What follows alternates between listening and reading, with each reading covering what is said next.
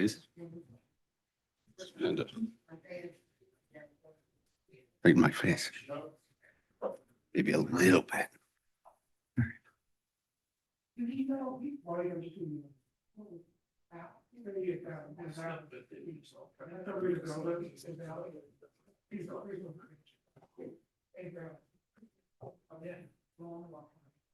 All right, we ready to go? All right, hello, welcome everybody. I'm Todd Beckwith. I'm with the U.S. Army Corps of Engineers out of the Baltimore district. And we're here tonight to talk about this afternoon to talk about the Morgan General Ordnance Depot. So this is what we call a formerly used defense site. It was used back in World War I as an artillery and mortar shell loading plant. They were filling those shells with explosives when in October of 1918, there were a series of explosions that destroyed the plant. You can see in this black and white photo up here in the front, on this slide, there's a picture of the black and white photo is a crater from 1918, and it might be difficult to see here, but that's a man standing on the bottom of the crater. So that gives you a sense of how large at least one of the explosions was. There's an extremely large crater there. So we're planning on doing some what we call a remedial investigation out here. We're doing investigation activities to determine, are there munitions left behind out here or any other soil contamination issues that we need to address further. Next slide, please. Okay, so just to introduce our team, again, I'm Todd Beckwith. I'm out of the Baltimore district, and I managed a contract that we have with Weston Solutions, who's performing the work out in the field for us. And also with the Baltimore district, we have Marty Holmes is here. He's the chief of our ordnance and explosive safety section. And I believe we have on the line David King, who's our geophysicist for this project. And with that, I'll turn it over to Chris Kane, who's the project manager out of New England, the newly assigned project manager out of New England, who's going to introduce the folks from the New England team. Yep. So thanks, Todd. So here today, I'm the project manager out of New England District. From the project delivery team that I represent, we have two staff that are here. Shanna Sterling, who's in the audience, she's our public affairs officer, and Mike Narcissi. Where's Mike? He was here. He'll be here shortly. I think he went out to look at the site, but he's our ecologist and a biologist for the project. In addition, not here and calling in, we have chemists and human health eco risk assessors that support the project. Thank you. Okay, and again, our contractor that we've hired to perform the work for us is Weston Solutions. Lane Young is here. You want to introduce your folks? I'm Lane Young. I'm the project manager. I'm Lane Young, project manager for Weston Solutions. And we also have Brandon Sutter here today. He's a geophysicist with us. He's going to be helping collect the data and process it. And I don't think we have anybody else online at the moment. All right. And then we also work closely with the New Jersey Department of Environmental Protection. And Ralph, you want to introduce yourself?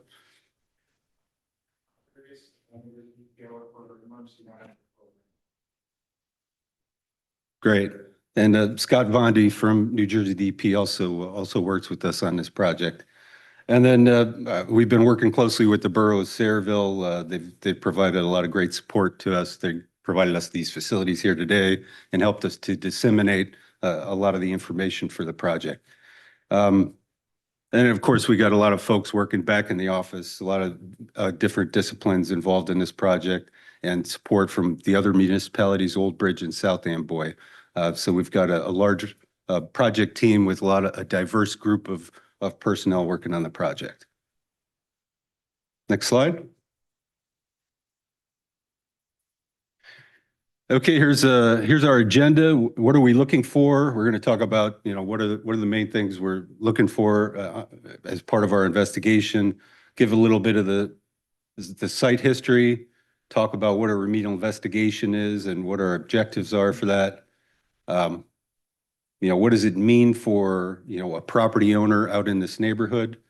What are we going to do with the information that we collect? And we'll talk about the stakeholder involvement and right of entry agreements. It's important for us. In order for us to do any work out here on a FUDS project, we need to have an access agreement, and that's the right of entry agreement. Then we'll talk about our schedule and open it up for any questions and answers. Although I would say that, we don't want to be the only ones talking up here today. So if you have any questions during the course of this presentation, please just raise your hand and ask the question as we're going.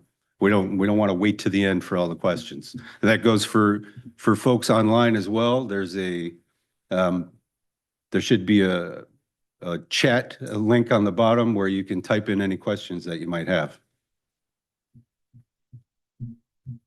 Next slide.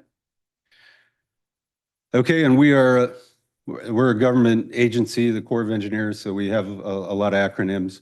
These are some of the major acronyms that we use in our program. I'm not going to go through all these, and we're going to try not to use all these acronyms as we talk through these slides. But again, if we slip up and use some of these acronyms and you don't know what we're talking about, please raise your hand and ask us, what does that mean? Next slide. So what are we looking for? The main thing we're looking for our investigation is what we call MEC, munitions and explosives of concern. So that's any military munition that may pose an explosive safety risk. For our site out here, what's been found historically out here has mostly been 75 millimeter projectiles and 155 millimeter projectiles. But when the site was operational in 1918, they had additional load lines. They had 8-inch projectiles, 9.2-inch projectiles, and a 3-inch Stokes mortar line and a 240 millimeter Stokes mortar line, or not Stokes mortar line, but a mortar round. So those are our munitions of concern that we're expecting to find out here: 75, 155. 8-inch, 9.2-inch, 3-inch mortars, and 240 millimeter mortars. Yes, sir. You say 240 millimeters. How big is the biggest shell you are looking for? Some of these shells this big, or are they that big? Yeah, so when we say a 155 millimeter, the diameter of the round is 155 millimeters, which is about 6 inches. So that's the diameter of the round. I don't know, Marty could probably help me better on what the length of a 155 is going to be. Is that The length of a 155 or even a 9.2 inch will be about 3 feet long. So, the round will stand about 8 tall. 75. 75 is probably about 16 inches tall, and they're about 3 inches in diameter.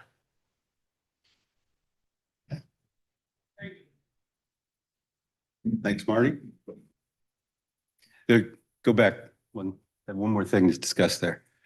So another thing we're looking for on our project is what we call munition constituents. Those are the chemicals that make up the munition. We want to conduct some soil sampling to evaluate whether any of those chemicals, which for our project is really just explosives and primarily trinitrotoluene, is our chemical of concern for this site.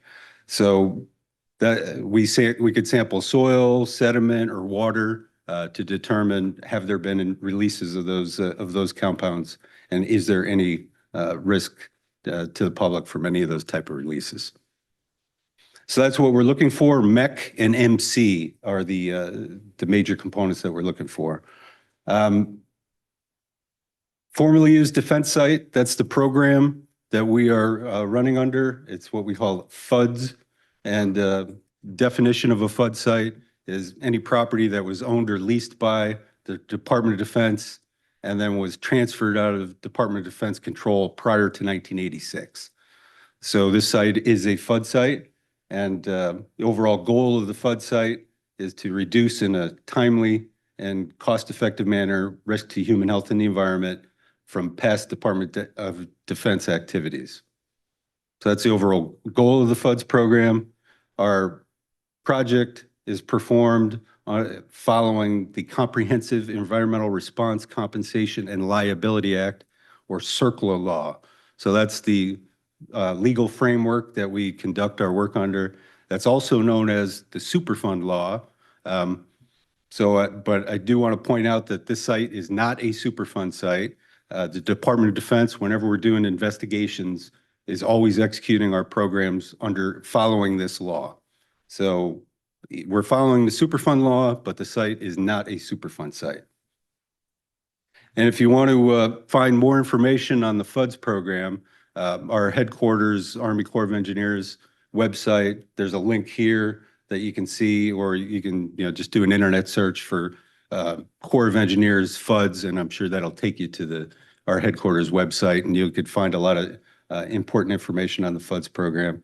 There are thousands of FUDS sites across the country that we're working on.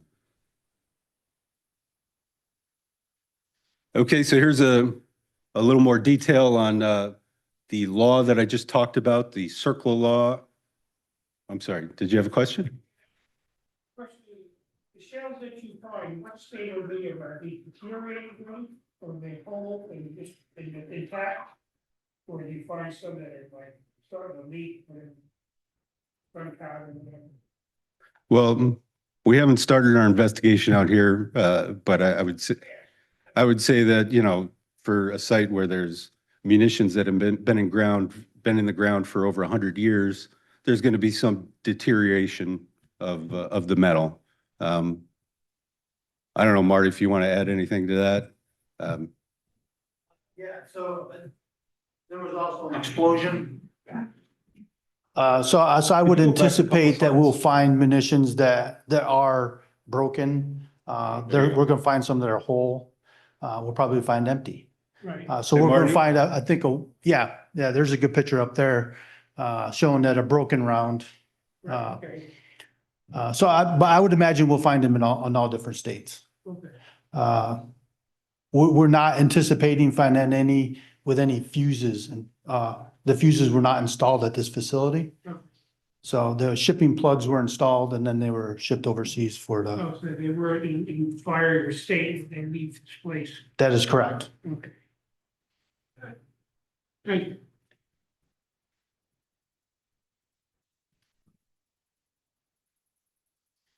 Okay, so here's a summary of the process that we follow under the CERCLA law or the Superfund law. We are currently in the remedial investigation phase.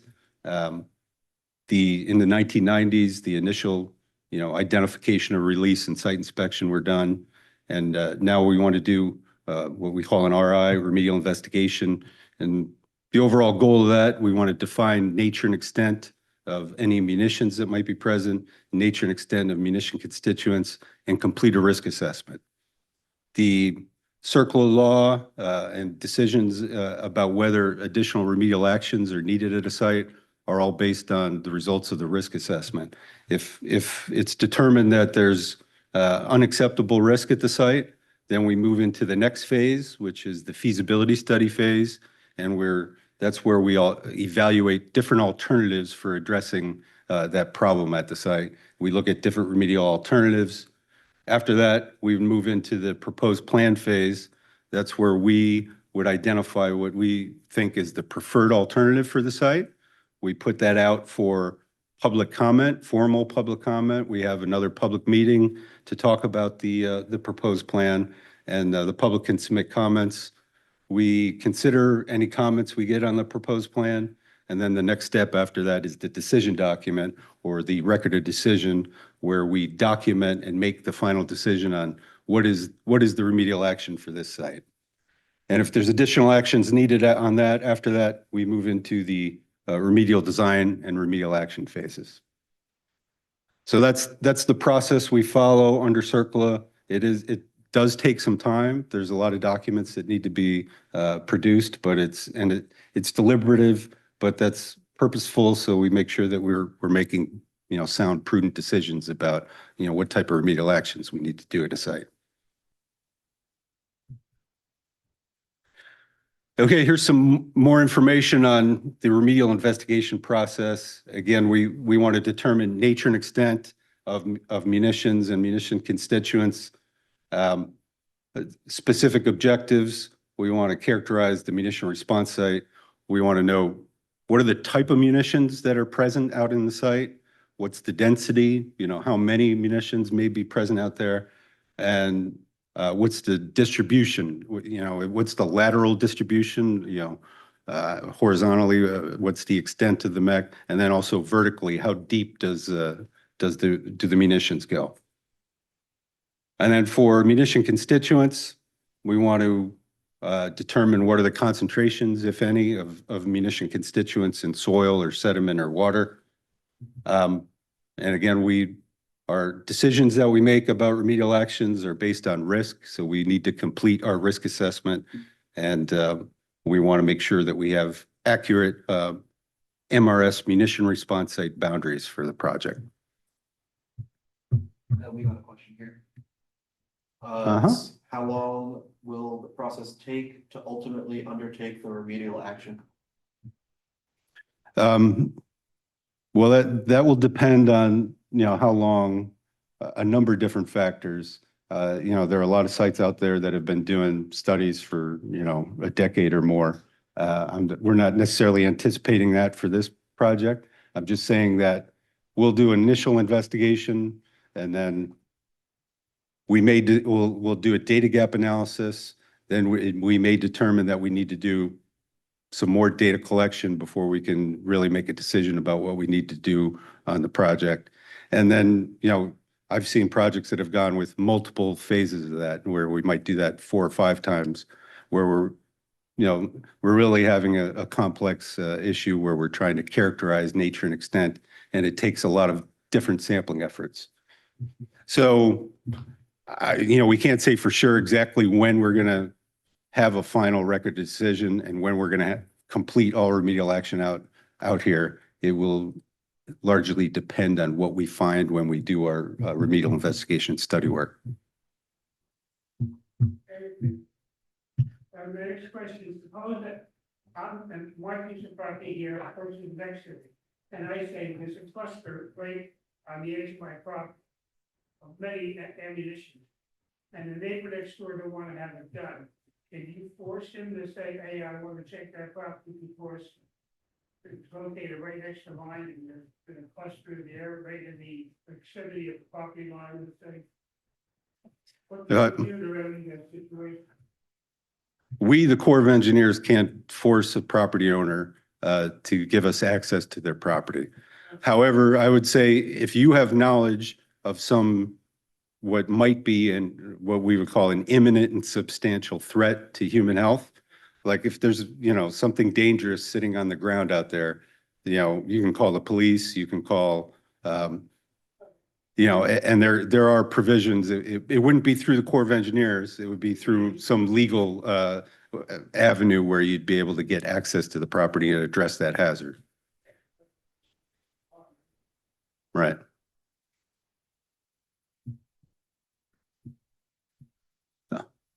Okay, this figure is the purple circle here is what we call our MRS, the munition response site. And the way that this was drawn back in the 1990s when we were first doing some studies out here. And this is based on the center point of this circle is where the first explosion occurred back in 1918. And the distance from the center point to the outer edge of the circle, the radius, is 1.25 miles. And that's based on the furthest distance that a munition was found from that first explosion point. So it was decided to draw an MRS boundary with a 1.25 mile radius based on that. So you can see it's a rather large area. It's over 3,000 acres. And it includes not just parts of Sayreville, but also a small part of South Amboy and a part of Old Bridge. You'll see as we go through this presentation, yes, our MRS is this big, but the main focus of our investigation is really down more towards the southeast portion of this MRS, where all the load lines were back during World War I. Next slide. Some of the history, some more of the history on this site. Again, it was an artillery shell loading plant, opened in 1918. They had 7 lines that were up and operational when the first explosion occurred in October of 1918. And then over 3 days, there were a series of severe explosions that essentially destroyed the facility. And they were planning to rebuild. They had hired a salvage contractor who came in and began to clean up the property. They leveled it out and were going to rebuild the property. But then a month later, the armistice was signed and World War I ended. So any plans for rebuilding were scrapped. The site would continue to operate as just a storage depot, a supply depot from that point on up until about 1950, when the property was transferred to developers and municipalities. And since then, there's been a significant amount of development that's occurred in the area where the plant was. Slide. So here are a few of the old photos from that 1918 time period. Bottom center photo is one of the production lines before the explosions occurred. So you can see what that looked like, before the explosions occurred. There's a few of the munitions are sitting on the ground on the bottom left part of that photo. And then the rest of the photos, the other 4 photos are all, the aftermath after the explosions. You can see that one large manor there that was, a mile away from the plant and still suffered some severe damage.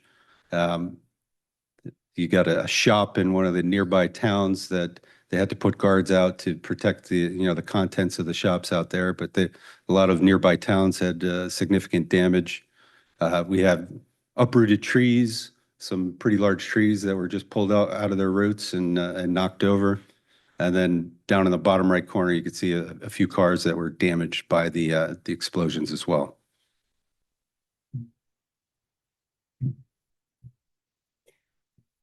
Okay, so there have been, a significant amount of work that was done out here back in the 1990s. The site was first looked at by the Environmental Protection Agency in 1993. They did a preliminary assessment, and that work confirmed that there were munitions present on the site. Based on that preliminary assessment, the Corps of Engineers was called in to do some further evaluations on the project. And this is a summary of the different activities that they did.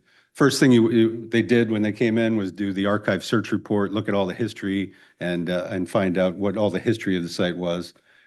And then they had a couple different actions they were doing. Removal actions. They did a removal action on the Eisenhower School to a 2-foot clearance on the Eisenhower School as part of that removal action. And then an area just south of the Eisenhower School, a 60-acre parcel where there was a residential development planned, what's called the Lemire property, right? Or the Kaplan property. So there was a 60-acre parcel there that had a planned residential development, and we, the Corps of Engineers, did a clearance on that 60-acre area and found a significant quantity of munitions when we did that, about 5,000 munition items. And then back in the 90s, we also had provided some support on some construction activities, utilities that were done, that were being put in. We cleared those utility lines before they put the utilities in. And another construction support activity, and to my knowledge, the last munition item that was reported as being found in this area was at the Samsell Elementary School in 2007. And they were doing a construction project out there. They found a 155 millimeter projectile and were aware enough to call out the experts to handle it. And it turns out that the artillery shell was empty. There were no explosives in it, but we did send out a construction support crew for the rest of that construction project. And then the final activity we did was what we called an engineering evaluation and cost analysis. And that was an evaluation of the overall MRS. They did a number of different geophysical surveys at a number of different grids, a little bit of digging out in the outer parts of the MRS. And the overall conclusions from that ECA were that we should implement land use controls and do some surface clearance in some areas. But I would say that at that time, those recommendations were not implemented. And I'm not really sure why that was, but that those recommendations were not implemented. Yes, ma'am. Proximity to like the Eisenhower School, where was the main building that where the explosion happened in for this area? Was it, you know, you're saying, I'm visualizing like Santos Pool and all. Was the building near Eisenhower? I know. You know, So Eisenhower's right here. okay, This is the first building that so, blew up, and then all these other ones. so kind of like, was that Tesco Drive when we were talking before? Dusko Drive, yeah, is up this direction. So that's where the main. Yeah, Dusko I'm Drive, trying to visual on today's streets, you know, I know it was really all open probably at that time. yeah, so it was all Dusko Drive, right in between Gillum and Rhoda. So that's the main building where it was. That was the first one. Just to get a proximity, how far. The initially went. Thank you, thanks. Thank you.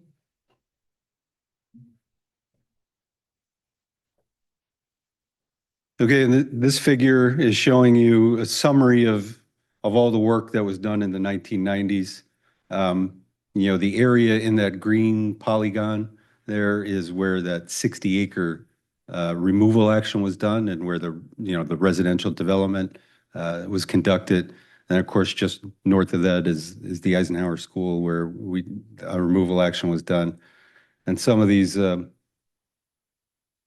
the black dots and red dots that are out further out in the MRS are locations where some geophysical surveys were done.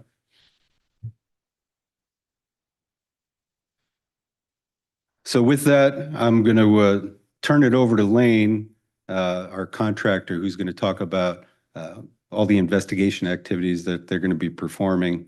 But, you know, this figure here is showing you a summary of, you know, based on all that historical information that I just went through and, you know, the study work that was done in the 1990s, this is the area that we're focusing in on for our investigation. And so Lane's going to go through details exactly on what we plan on doing in these different areas. Any questions?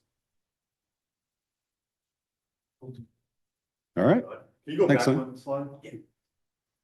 Awesome. All right, like I said before, my name is Lane Young. I'm the project manager for Weston. We're working, you know, for the Army Corps of Engineers to execute this work we've been talking about. So like Todd said, you can see on this figure, this is where we're focusing our investigation to start with. Again, the blue area around the outside is generally the boundaries of the production line area as part of the former depot. All those stars you see are documented munitions finds in the area. And then the yellow, sort of orange polygons on some of those previous maps, we had identified where the buildings were that exploded and where the craters were located. So those circles are buffers around those crater locations. So as we start investigating, we're going to focus our investigation where those former craters and former buildings were located and where munitions have been found in the past, start there and then expand as needed. So we'll go talk about exactly what those investigations are going to look like in each of these areas. Next slide. All right, real quick before we get into that, just a safety reminder. I know we've heard lots of stories about people finding munitions over the years. And just, if you do come across something, 3 things to remember. We call them the 3 R's of explosive safety: recognize, retreat, and report. So first thing, recognize, just when you may have encountered a munitions item. On one of those previous slides, you saw what those may look like today: rusted, corroded, broken to pieces. So cylindrical object, typically. So if you find something and you're unsure, good rule of thumb is don't mess with it. Retreat. So if you do find something and you have questions about it, don't mess with it. Don't approach it, don't touch it, don't move it, and just carefully leave the area. And then lastly, once you're away, just call 911, let them know what you found and they'll know what to do. It's not the first time this has happened in this area, so they're aware. So I'm going to talk about the project, the actual work we're going to do in the field. We hope to be in the field in June, starting this process, and our project could run till the winter of 2027. So December 2027 is when we have to be done with our work and our reporting. So moving from spring 2025 to the winter 2007, the way we're going to do this, we'll mobilize out. We have a sort of a site project area. We'll have an office trailer and stuff. We'll set that up. We'll have our storage facilities. We'll start with some site preparation. We'll need to come out to all the properties where we're going to do surveys and where we're going to do work with the surveyor and just get the lay of the land and make sure we understand what's happening, get all our equipment on site, put it together. We will be doing some quality control seeding, so we'll get to it a little later, but one way that we make sure that our investigation is progressing as designed is we bury some metallic objects in the ground, usually in the top foot. We mark where those are. We know exactly where they are. So when we're doing our surveys, we better find those QC items. Otherwise, our system's not working correctly. So that's something we have for quality control. So we will go out first before we do any data collection and put those seeds in the ground ahead of time. And again, like I said before, we have a metal mapper in the back. That's one of the geophysical sensors we're going to use. So we have several steps we have to follow to make sure that everything's working properly. So we only have to come out and do this one time. Once we have all of our site set up, all of our equipment we know is working properly, we'll move on to step 5 here, which is the geophysical surveys. We'll use that piece of equipment in the back, the metal mapper, and potentially another piece of equipment. We have some photos of those later. These are non-intrusive surveys, so think of it like a big lawnmower. We'll push it over your property. It'll collect data from the subsurface, and then we'll take that data and we'll process it in the office, and it should tell us, what is in the subsurface. As Todd mentioned, we'll also be taking some samples. Did you have a question? I'm sorry. Yeah, the question is, what was the reason for the proximity of having this Gillespie plant here? Was it because the Hercules, which made gunpowder? I don't know the answer to that. They manufactured gunpowder. Hercules Powder Company before that. In fact, the dad was there. And is that why Gillespie built that? You don't know either, right? To be near the gunpowder that's being loaded into these shells? Right, we can get back to that. All right. No, it's interesting, Yeah, I just wondered why, they picked Morgan there and do that, I mean, I know they needed access to the Atlantic Ocean pretty easily. So they needed to be on the East Coast, but why specifically Morgan, I don't know. They had access to rail here, they had access to the ocean. So, but probably that was a factor too, Yeah. the local plant. Yeah, Mhm. but Hercules, they made the gunpowder. Logistically, I mean, that would make sense. So, in addition to the geophysical surveys that we're going to be doing to find the munitions and explosives of concern, the MEC that Todd talked about, we'll also be taking soil samples as part of our munitions constituent sampling effort. And again, we'll get into it in a little more detail later, but we're going to start with those soil samples And based on the results of that sampling and anything else we find, you know, that effort could be better defined. Once we're done with collecting our geophysical surveys, and we've identified, you know, these metallic objects in the subsurface, you know, it is our intention to come back and investigate what we're calling targets of interest. Those are those metallic items in the subsurface that these geophysical instruments collect. You know, these geophysical instruments have GPS systems on them, so they can, you know, we can go back and locate exactly where that metallic item is in the ground within, you know, several centimeters typically. So we know exactly where to go to try to figure out what this item might be. You know, depending on what those metallic items are in the ground surface, we'll have to deal with those. If it's a munitions item and there's an explosive hazard, we have some very specific protocols that are followed there. Otherwise, if it's just, you know, determined to be safe metal scrap, you know, we will, you know, recycle or dispose of that separately. Once all that data has been collected, and I think Todd noted, you know, there may be a couple phases of this. So, you know, once we do our initial round of geophysical surveys, get the data back, analyze it, dig on some of these subsurface items, figure out what those are, you know, based on those results, you know, we may have to come back to the drawing board and say, we have to do some additional surveys, you know, here or there based on what we find. So we may circle back after 8, you know, do 5, 6 again, and 7, 8 again. But that totally depends on what we find. Once all that data collection is done, we'll move on to the reporting. I know Todd mentioned the data usability assessment. That's something we'll do throughout the process. And that'll help us figure out when we're done with our data collection. When all that data collection is done, we'll do a final data usability assessment, sort of explain what we did and how we feel about our data. We'll do that risk assessment. That's important for the RI. It helps determine, you know, the future path forward based on what we found, what risk is there to human health and the environment, you know, from these items that we may come across. And then lastly, we'll do an RI report. And, you know, that RI report needs to be wrapped up by December 2027. So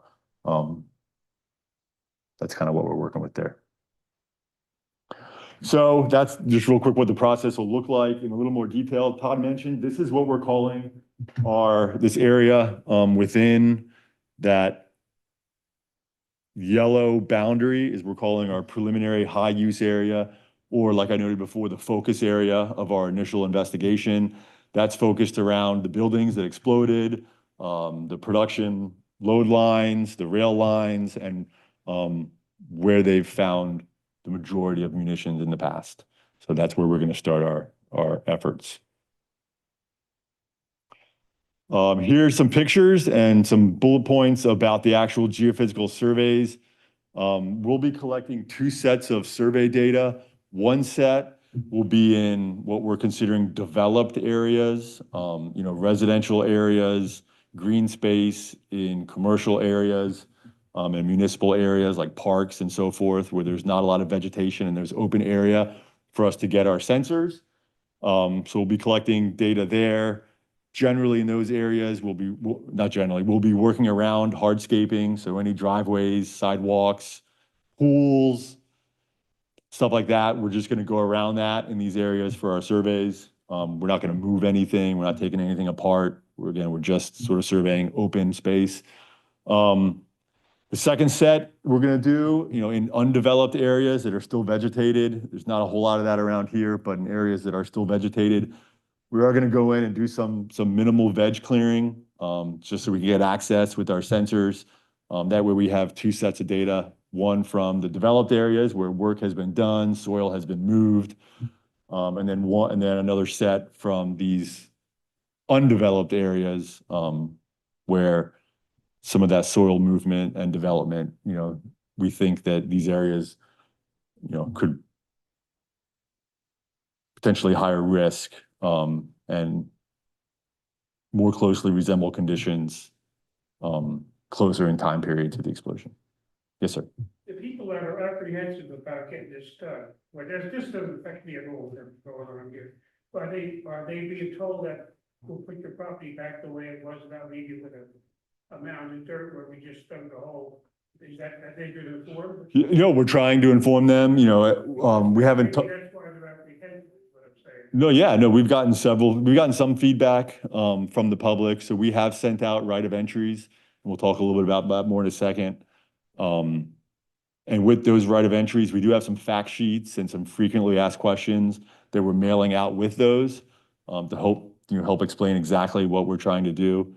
But, if anybody has any questions, I would suggest that they reach out. There's contact information provided with those ROEs. We're more than happy to help answer questions. Thank you. Again, we started talking about this, the data going to be collected in accessible areas within that focus area that we talked about. And then we've also, because of the uncertainty relative to that buffer of that preliminary high use or focus area that we've defined, we drew a sort of a 1,000-foot buffer around that. So we'll also be collecting data within that buffer, just to make sure we've got, to evaluate that line. Is that line realistic or do we need to adjust it? Again, we talked about data, so we'll be putting grids up. So again, in the residential commercial property, it's our goal to survey 100% of the property up to an acre. So residential yards and that type of stuff. If they've got a half acre, three-quarter acre yard, anything that we can get access to within that piece of property, we'll try to survey. But in those grids, our grids are limited. There'll be either 100 by 100 foot grids or a subset of something smaller, 50 by 50, depending on how much space we can get into. And so we'll only be doing surveys in those grids. And then again, based on what we find, we can do more grids or less grids. So again, I touched on this when we talked about the flow chart. Once we have done these geophysical surveys and we've identified these metallic objects in the subsurface, we do have the ability with the new technology these days to discriminate some and identify what metallic items more closely match the munitions that we're looking for, the 75 millimeter, the 155 millimeter, the 8-inch, 9.2 inch, and the mortar rounds. They're all in our library for our data, so we can compare the feedback to those to see how closely they resemble that.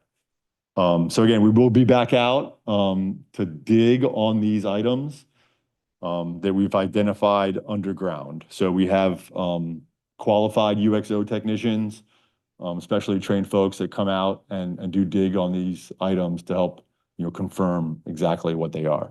And then based on what they find, that triggers how we dispose of it.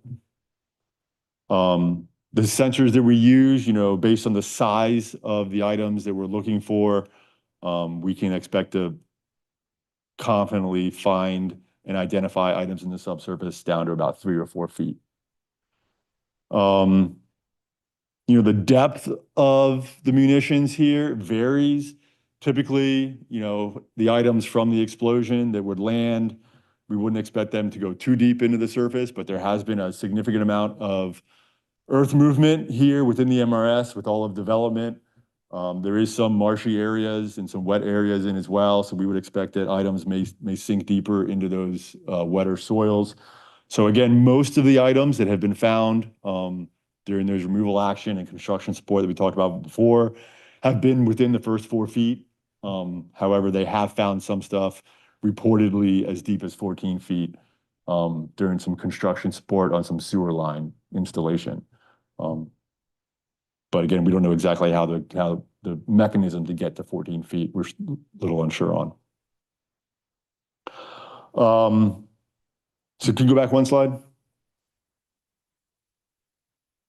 So again, there's a picture of the metal mapper there in the top right. That's the machine that we have here today.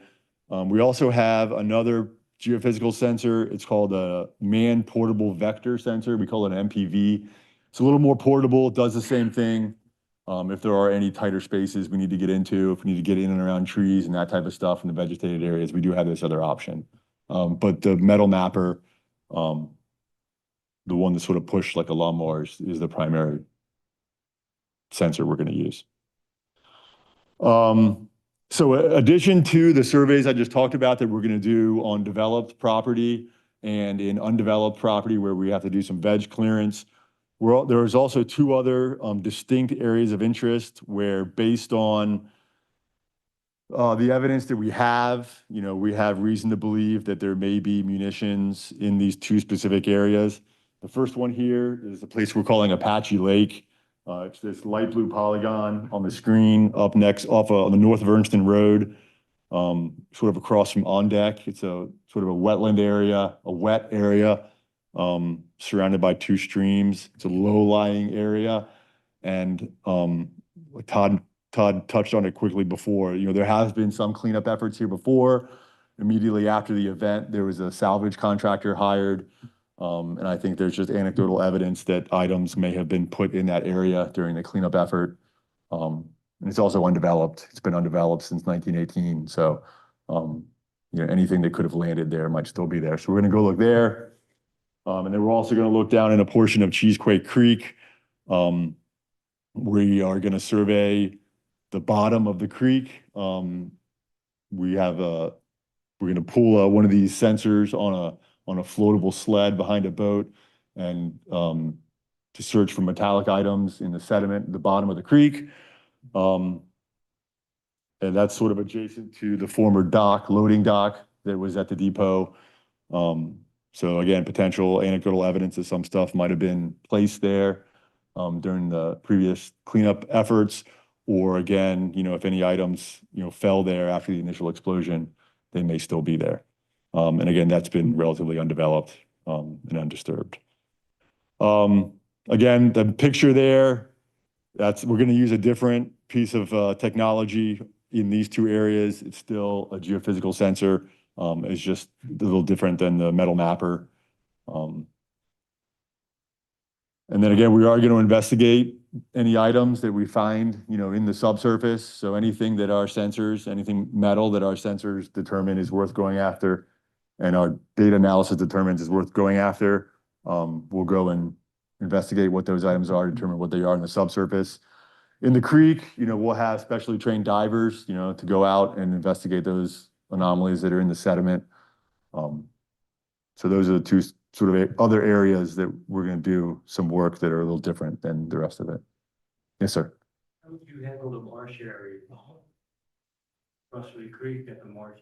Yes, currently we don't have any plan to investigate in the marsh area. Nobody's there. But also, I think we're going to start collecting data here. And if we find, depending on what we find in the creek and during our initial surveys, that is something we could look into. Next slide. So again, we touched on this, and we talked on how this is a phased approach. Once we plan on doing our geophysical surveys between June and November of 2025. So this year, we plan on doing our geophysical surveys to try to collect the data from the subsurface and identify where those metallic items are. If there are metallic items that we find underground, we can discriminate to some level what we think more closely resembles a munitions item and what doesn't. But try to limit where we have to dig. But we will need to go back and dig on these items to identify what they are to help with our study, right? If we have a whole bunch of horseshoes out there, that means something totally different than if we've got, a whole bunch of munitions items. So we need to identify what those are exactly. Again, these are two pictures of some of our UXO technicians digging in somebody's yard for another project. This is all done by hand primarily, especially in these areas. Shovels, the guys dig next to the item and then kind of come in from the side. But again, when we do this, very often there is a safety zone established around the areas. Go ahead, sir. Yeah, my question is, if they find a site that is unstable, let's say a shell down there that's unstable, will you blow it up there in place? Or will it have to be moved? So if we find something that is unstable and cannot be moved, then we will call 911. And then they will come and they will direct those operations. Your bomb detector guy wouldn't come in and disarm it? That's not here. They will not. Not for this specific project. They will not. But if we come across an item that is safe to move, like it's empty, like the one they found at the Samsel school, or if it's a pieces and parts, those items, our guys can move. If it's an item that is safe to move, we will move it and we'll store it in a predetermined location and dispose of it, at a later time. Yes, sir. You guys find something that's not explosive, not harmless. Historical Society would be interested in putting it in our museum. Keep that in mind. Maybe you may find it. Just throwing that out there. Sure. No, understood. Yeah, we'll have to talk through, with the Army Corps folks, but. We have a little display now. Yeah. Thank you. So like I was saying, when we dig on these items, typically there's a safety zone established where people within that safety zone may have to be temporarily displaced. So if you're in your house, it's likely that you'll be asked to leave your house while we do this effort, maybe your neighbors. So, depending on the size of the munition and some other things, that will determine what that safety arc looks like. But oftentimes, and it's likely here, when we're doing this work, we'll need to displace some folks temporarily just for safety reasons. All of that will be coordinated well in advance. We're not going to show up one morning and just start digging and then ask you to leave. It'll all be coordinated well in advance. And again, we talked about it. Found munitions. We've moved to a predetermined demolition location. So we've worked with the municipalities, found a place where everybody's comfortable taking those and getting rid of them if we need to. And the police and the fire and the local town, everybody's tied into that discussion and are aware. And then lastly, when we're done with these areas, we do our best, to save, when we start digging, we try to save that top piece of grass as best we can, put it to the side. As you see here, there's a tarp laying down. So we try to reduce the impacts as much as we can, make the hole as small as we can. But when we're done, we'll restore the area back to where it was. We'll put that seed back, and if we need to, we can put some other grass seed and stuff down. But we don't anticipate any significant ground disturbance, at least in the, in the residential areas. But again, that all depends on the item that we're investigating, how deep it may be and how large it may be. Next question. All right, so here's another map. You'll see the MRS, the munitions response boundary is that purple line. You can see that our focus area is that yellow line that surrounds, like we talked about before, it surrounds the original production lines in those areas, as well as where the explosions took place and where the majority of munitions have been found. You can also see the buffer, which is the darker brown line. It's 1,000 feet outside of the other boundary. And all of the property parcels in purple are the properties that when this map was made, we had requested right of entries. As you can see, we are focusing our right of entry requests and the areas where we want to do our surveys around the historic buildings that blew up and the craters that resulted from those explosions. So that is where we're focusing our primary efforts. And then, like I said before, we'll expand as needed based on those initial results.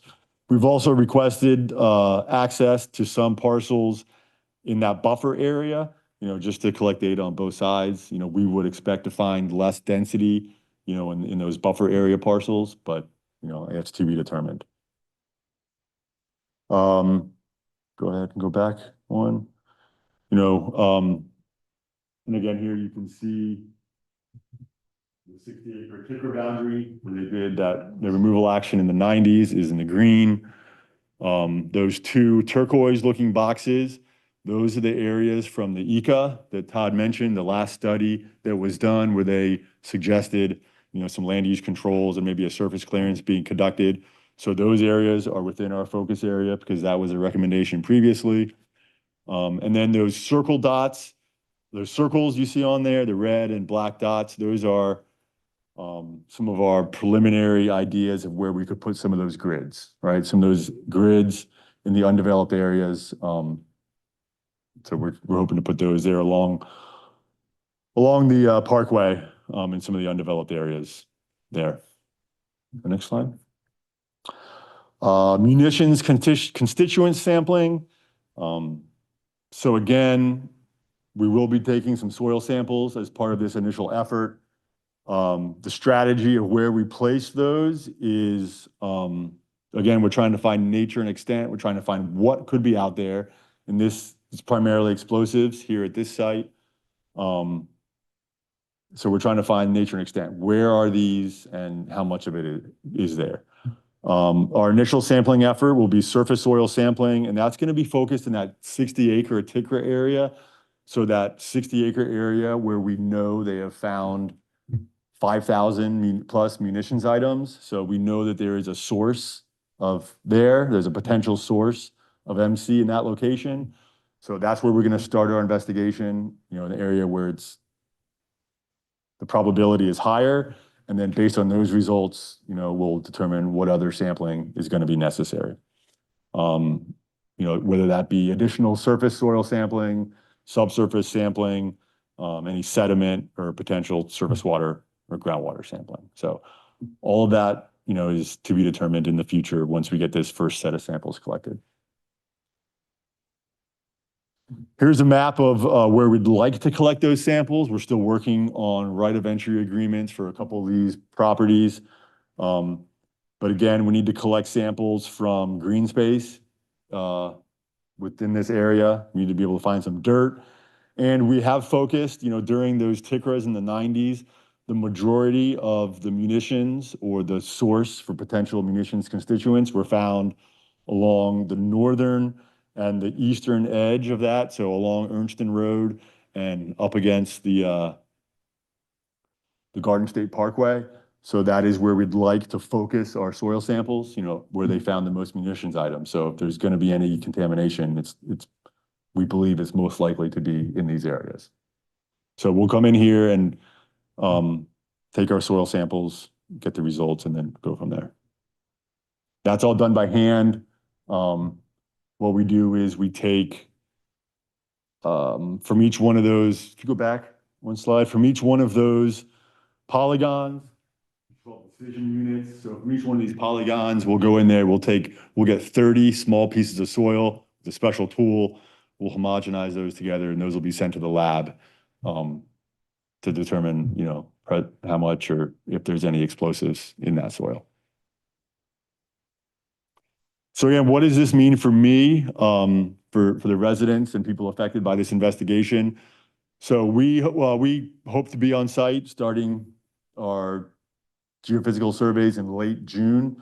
So we do have right of entries that have been executed, and we do have parcels that have been identified as available for that work. So we hope to mobilize out in June and then start collecting those geophysical surveys by the end of June. Like I talked about before, prior to us coming out and doing surveys on people's properties, we will do a property review. We'll document the conditions of the site before we get out there. Like I said, we don't plan to move anything. We're not going to mess with any hardscapes or anything that's existing on the site. So we want to meet with every property owner, get an understanding of their concerns, explain exactly what we'll be doing, and then again we have another subcontractor out there who's going to be documenting the condition of the property before we do the work, just in case something does happen. And then we'll have a land surveyor, just a professional licensed surveyor, come out. All like I noted before, our sensors, they're all GPS capable. So as we're pushing these or pulling these sensors across the ground, and they can geolocate and georeference any of those metallic items in the ground, so we know exactly where they are and where we go back to. So to make sure that we're accurate for every piece of property, we're going to have a surveyor come out and just put a control point. So where it's just like a nail they put in the ground, maybe one or two of those, so that when our guys show up with their geophysical surveys, they can check in with their geospatial equipment and just make sure that they're really getting the metrics they need to make sure everything is extremely accurate. That's pretty non-intrusive. Like I said, it's just usually a couple nails that are flush with the ground, and we can take those when we leave. Every property owner, we'll be contacting them well in advance to do this initial property review and have discussions with them, talk about schedule. But we will also confirm the surveyors, we will confirm with property owners 2 weeks prior to coming out to do the surveys, make sure that that date is still good with them. Folks can expect 2 people out on site for these surveys, 2 geophysicists. They'll be operating these sensors that we have pictures of, and collecting that data. So there'll just be 2 people out there for that. The Army Corps is still looking for right of entry agreements. Our investigation is only as good as the data that we can collect.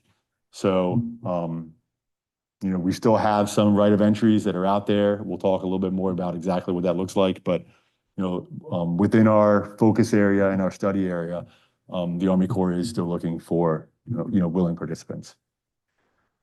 And work will be done during the day. You know, again, this will all be specific to the property owner and our discussions with that property owner, but, you know, we don't typically work at night. It'll be during daytime, you know, 8 to 5. Yes, sir. I know there's a lot of variables involved. What's the average time to do a 1 acre lot? Well, you know, just a rough number, how many can you get in a day? Just a rough number. Nothing bad. This is Brandon. He's one of our geophysicists, and he'll be able to give you a better answer. Yeah, so the undeveloped grids, those are the 100 by 100 grids. Typically be a couple days for that. You know, we're doing vegetation removal. We're not expecting too many obstructions or obstacles. For the residential surveys, a 1 acre parcel will take us the longest. Could be anywhere probably between 2 to 4 days. And then, you know, half acre and below, probably between that, you know, 1 to 2, 1 to 3 range. So there's a lot of variability. You know, if you have a nice big open half acre, 3/4, you know, we'll blow through that. If you have a property that has a bunch of different small little portions of areas that accumulates it, you know, it takes us longer to go around and get around. So there's variability, but generally, you know, it's multiple phases, and each phase will just be a couple of days. And I didn't really touch on it, but there'll be 2 phases of this geophysical investigation too. We'll come through first time with the metal mapper or the MPV, and we'll collect the data, pushing it sort of like you mow your lawn, and that collects the data. And then that data is going to be processed, and then we'll come back and we do another survey that collects more detailed data. I'm going to defer to Brandon again here, but for that effort, we just take the sensor, we put it over that location that was previously identified, and we leave it there for like 60 seconds or so, get better data, and then from that's primarily what we use to do some of that discrimination that we talked about. Yeah, that's generally correct. Yeah, the first set of surveys is just covering as much space as we can in much area, and then we'll identify specific anomalies that we'd like to go further investigate. And then we just navigate to those specific locations and just collect stationary data. And that allows us to do our kind of classification, discrimination of, you know, what may be worth intrusively investigating and what would be. Yes, sir. If you find something, do you have a parameter defined how big an area is going to work this side? If you find something on the edge of where you work, do you expand that boundary, or are you? Absolutely, absolutely. So that's where we talk about those phases, right? So if we're at the northern end of that, what we're calling our focus area, or we're in our buffer area, and we're just coming across significant amount of mech, you know, or pieces of munitions debris, large hunks of it, then we will definitely go back to the drawing board and see if we need to, you know, do some. We have options in that, the way that works. Yeah. So, you know, we'll. Stop right here, whatever's on the other side of the fork, I put it around. No, we call them step out investigations. So, you know, we'll get to the end of our initial boundary, and then if there's something along that boundary, we'll do these quote step out investigations to define what that is. Because we don't want to. Next slide. So again, what will we do with this collected information? We've talked about a lot of this already. We're going to be doing a data gap analysis and data usability assessment. So again, that is once we collect all this data, if we see, we have this big cluster of properties where we're finding a whole bunch, we need to go back there and do some more work. And that type of stuff. So we'll be doing that throughout the process and, defining, where we have data gaps and what those mean for the project. This data gap collection, that's some of those step outs that we talked about. So anything that we find that we think is questionable or warrants further investigation, then we do have that ability to do these data gap collection efforts. Again, we'll write this RI report, eventually that will become public information. We have an admin record that's set up at the Sayreville Public Library. So all of our project documents, when they're done, are gonna go there. And again, that's gonna go through a pretty rigorous review process. The state of New Jersey is gonna be involved in that. And then this risk assessment, it's gonna be rolled into the actual report, but it is a very important part of the RI. That's sort of where we look at the results of both the munitions that we find and evaluate, what is the risk, the explosive risk at the site based on what we find and the receptors and, how the property is being used and that type of stuff. So, and then again, we'll look at the chemical data that we get back from our sampling as well. And we have risk assessors that, will run through that human health risk assessment as well, related to those chemical constituents. And all of that will be, all of that risk assessment work will be rolled into the RI report. And that'll help determine what the next steps are, right? Like what Todd outlined before, do we need to continue with those further steps to get to, a final decision and any cleanup that is needed. Next slide. So stakeholder involvement, again, we've touched on this before, New Jersey DEP is involved. They review our project documents, they do oversight. They comment on, our scope and our methods. So they're involved in the process. Local leaders and representatives. So, Sayreville has been very generous. They've helped us out a lot with our time space. They're quite involved and supportive of the investigation. And they're part of stakeholders. We're doing some work on Sayreville property. And we've also had some right of entry agreements with South Amboy as well on some of their properties. All of the documents we produce will be available to those folks. All of the public documents, not everything should be public at the end. Maybe not draft as much, but as we go through the process, the final documents that we produce will be made available. And of course, the local community, right? We need all of your support for this. We're asking right of entries to get on your property to do this work. Like I talked about before, there might be some temporary displacements that are needed. So we just, ask the public to work with us on that. We'll be as flexible as we can. But we do, we'll need to get some help from the public just to get this work done. Oh, and last thing about public, if you have any information, we're still trying to define the boundaries of our work, where we're going to collect data, where we're not going to collect data. So if there's information folks have about, where items have been found or anything like that, I think we're open to just hearing about all that as well. Here's a little bit about the right of entry process. So we identified properties that we wanted to do work on, wanted to investigate based on the data we had. So based on the historical data, based on the known munitions finds, based on the location of the depot, based on, where the buildings were that blew up, we focused our initial right of entry requests on those properties. So in that sort of focus area. So we worked with the Army Corps to identify those parcels, and the Army Corps sent out a letter with an agreement to all of those property owners. If you think back, there were all those purple polygons identified on that one map. Since then, we've sent out a few more.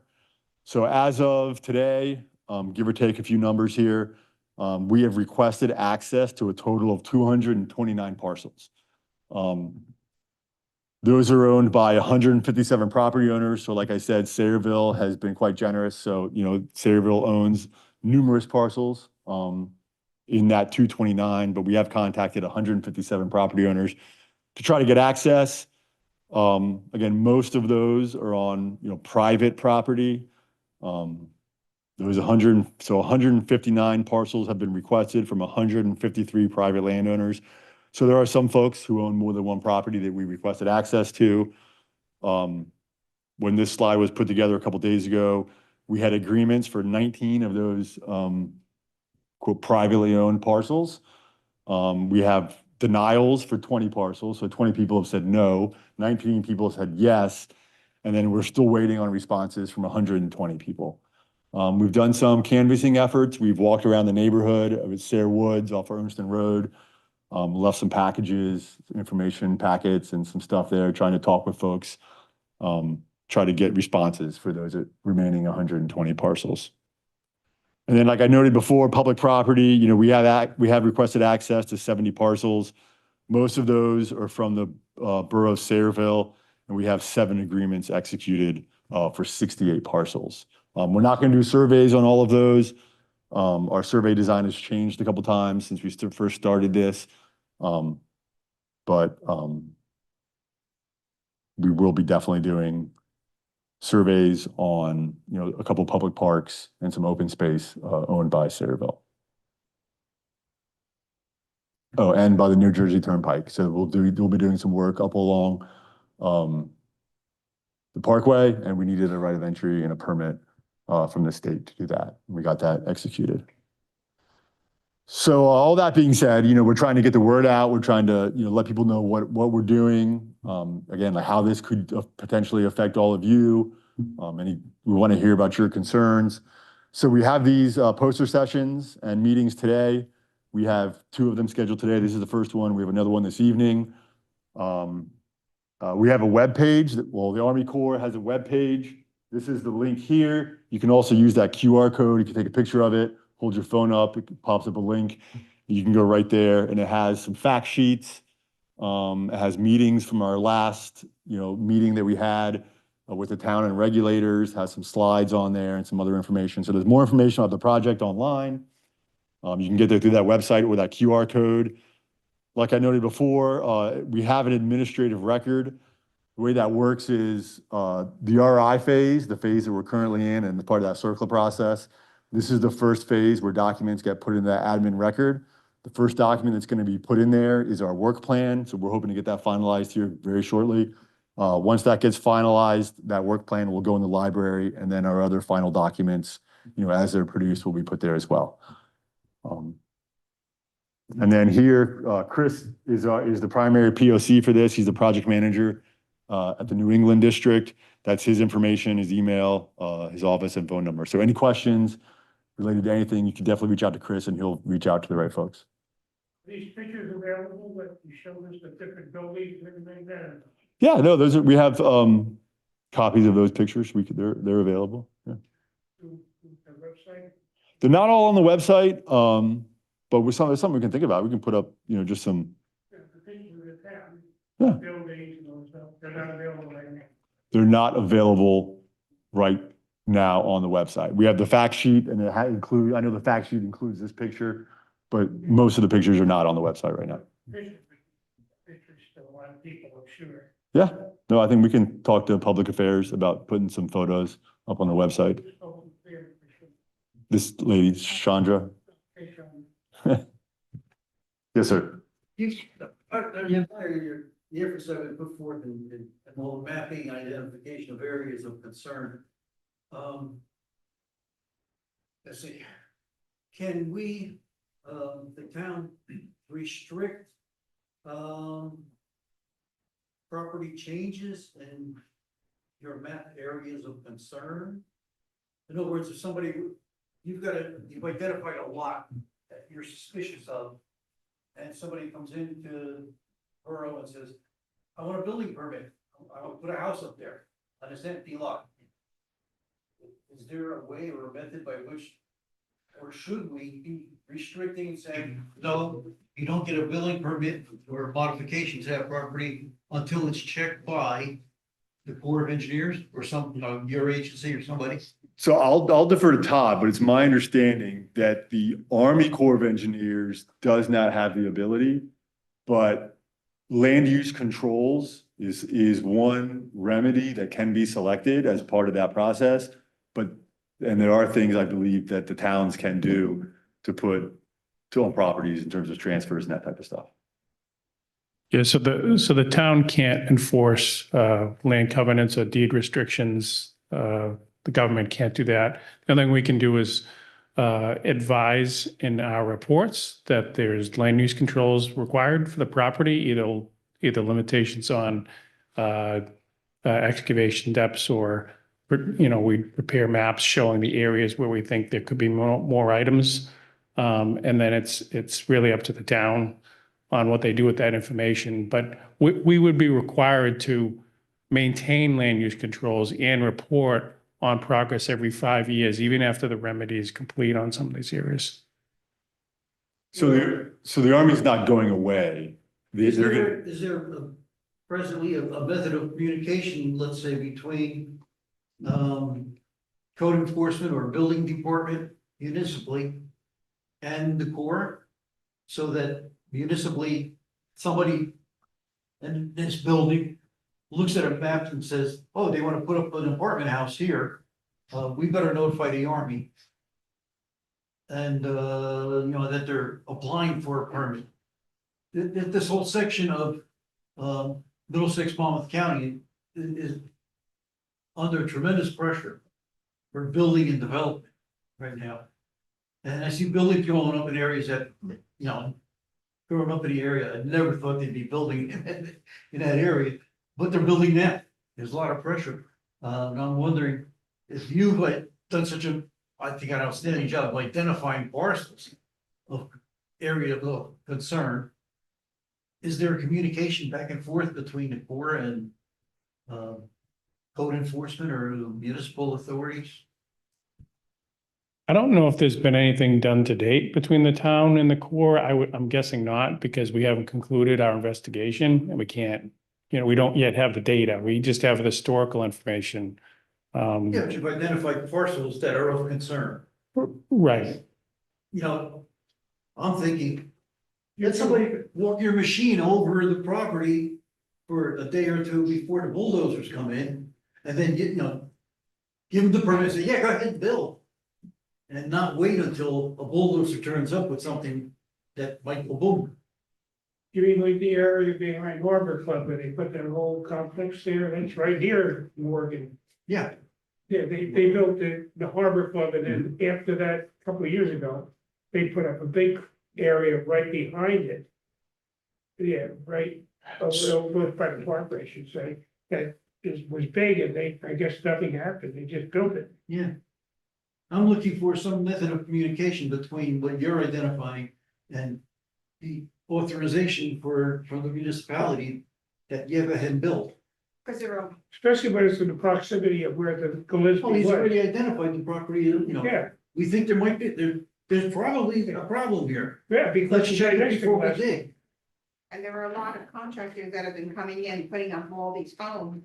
What I think the man is trying to say is, if they come across something while they're digging, are they going to notify anybody? We're just buried. Or are they just gonna bury it? so Or, you know what I mean? Stop building because now all of a sudden the contractor says, Yeah, we ain't gonna halt, here, there's no way. Yeah, we're not or, gonna, or do they not really know what they've just dug up, or is it a piece of pipe to them or something to that effect? That's what I think the man is trying to say. A lot of contractors have been coming into the area building.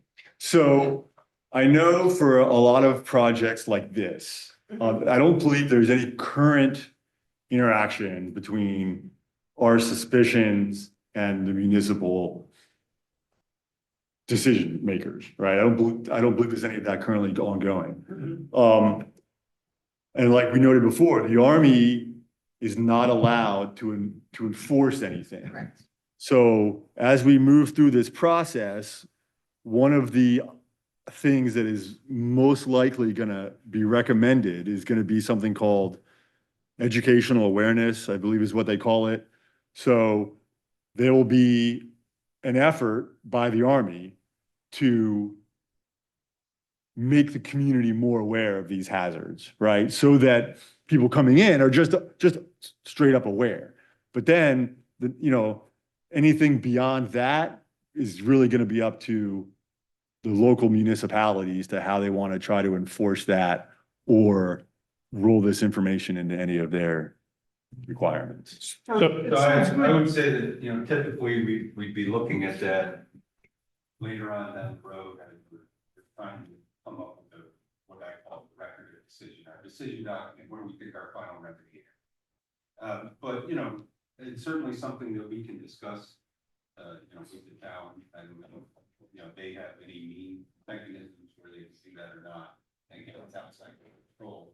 So, you know, I mean, we're willing to have the you guys can discussion. turn around and say, hey, look, we had this whole series of public meetings and all these nice posters and handouts and everything else.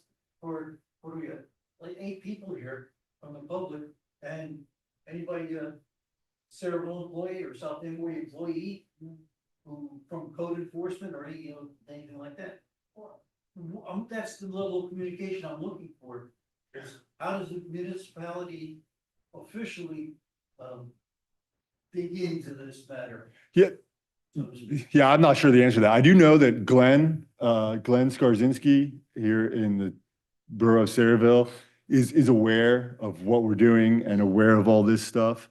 That's what I'm looking for. Yeah, no, he was here. Even awareness, I think you know, Yeah, so. more than what we've seen in. Yeah, so they were involved in our, we were here in February to have our initial discussions with the state of New Jersey. Not our initial, but one of our rounds of discussions with the state of New Jersey and Sayreville, and they were all in on that, and they were all involved in that discussion, yeah. And we can coordinate any discussions that involve the town to answer your question directly, you know, but right now, nothing to my knowledge exists. But we can get with the town to, you know, determine what will be disseminated once the reporting is finalized by the government. Yes, sir. So when it comes to right of entry, get more yes is private property. Have you ever thought about incentivizing participation? In what way? Giving you a card. Exchange. That's a government question. We can't do that.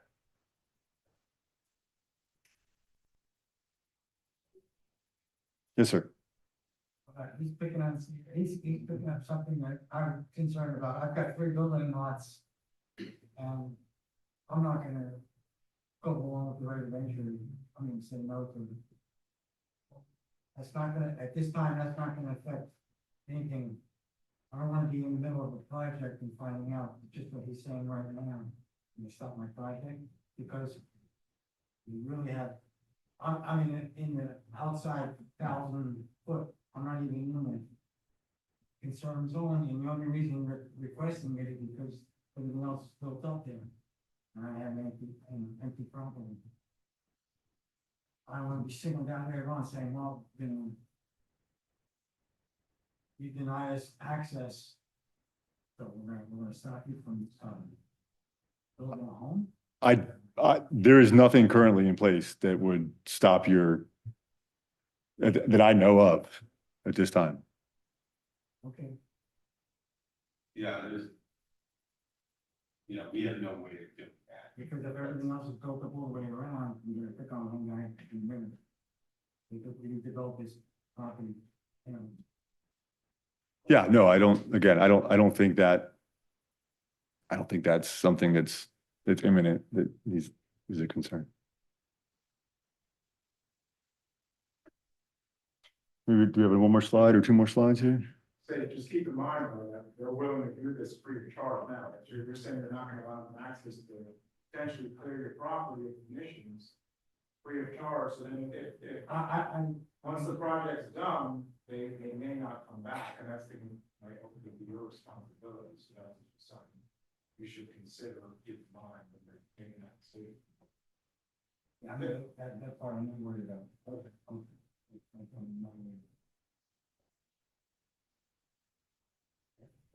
So our schedule, again, like I noted before, our geophysical surveys sort of in that open space, undeveloped areas, people's yards, commercial properties with green space, and those grids in the undeveloped areas.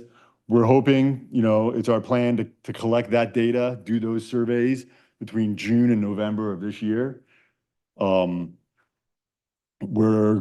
looking to do Apache Lake, to do our data collection in Apache Lake off of Ernston Road there, sometime in September. We're looking for maybe a little bit drier time when there's a little less water in there to get in there and do our work. Cheesequake Creek, we have on the schedule to do the initial data collection, the surveys with our boat, pulling behind the floating sensor in September of this year. This target of interest investigation, that's when we go back and actually, try to dig up these metallic items to see what they are. We like to do work in the water. We like to do our intrusive investigation soon after we collect the data, just because it's a dynamic environment, things are moving. And like I said, we'd hate to have a GPS point A and then come back a year later and nothing be there because it got moved. So we're depending on a couple of documents that need to get through the approval process. We're hoping to be out there in October with our divers, investigating those targets in the sediment, the month after we collect the data. We'll have to collect the data, process it, get it approved, but then that shouldn't be a problem. But, October, November of next year, be out there. That'll be the first time that any of these potential movement of people, temporary displacement might occur. That shouldn't affect too many people up in the general Sayreville area, but we'll have to work closely with the marinas and the boat traffic down there when we get to that point. Our intrusive investigations are digging in the open space and the grids on people's properties, again, where this temporary displacement might have to occur in like the neighborhoods. That'll be in 2026. So once the ground thaws in about March, we'll hopefully be back out here digging on some of these items that we've identified with these sensors. And again, depending on right of entries and what we find, that could take us through November of 2026. We also, this is out of, and then a year later, we'd like to come back and do the intrusive work at Apache Lake, but that's relatively flexible. And then that leaves us the whole month of, the whole year of 2027 for our reporting process, which can take a while just to get the report written, all our data put together, and then run through the review cycles with the Army and the state and the town and everything. Next slide. So again, just a couple more things just about, again, there is a project webpage. I can go back to that QR code. It's also back on a couple of those documents. That has some information there. And then this 3Rs explosive safety. So the Department of Defense has a safety education program. You'll see back there we have some bookmarks that we printed out and laminated. That's where we got those. And that's the type of stuff that you would see as part of an educational awareness program if that was implemented, in Sayreville. But that's free to the public. Anybody can get that now. So in reality, if the town wanted to print some of those out, flyers out and put them up, that's their decision. And again, if you ever are out there and you come across something, just remember the 3Rs: recognize, retreat, and report. You find something that looks like it might be dangerous, recognize it for what it is, especially in this area. Now that you know it's a problem or a potential problem, don't touch it, don't move it. These things can be relatively sensitive. So you just don't want to take any chances there. And then once you're awake, just call 911. Like I said, they know exactly what to do. They've done it here before. All right, and that's all we had today. So any other questions? Thank you. Yep.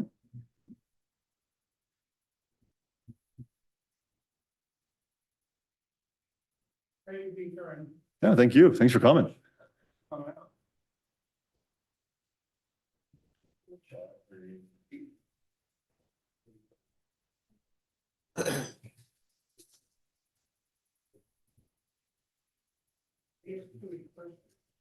No, questions are good.